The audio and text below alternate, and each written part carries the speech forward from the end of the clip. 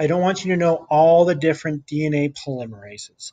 You just need to know two of them, and that is the alpha and the sigma DNA polymerases. What's interesting is that their function maps a little bit back to the prokaryotic one.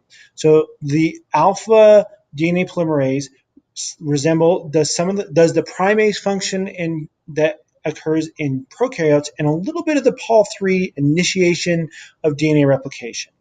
And then the primary DNA replication polymerase is the sigma DNA polymerase, and it performs the function of both Pol3 in prokaryotes and Pol1 in prokaryotes. So it's taken the jobs of two different polymerases and wrapped it into one. And so this is important that you know the alpha and sigma DNA polymerases. The other ones are less important for now. The one thing to notice, however, is that I think that's gamma. I'm really bad at my Greek letters. The one that replicates mitochondrial DNA, right? Like that is not needed in prokaryotes because they don't have mitochondria.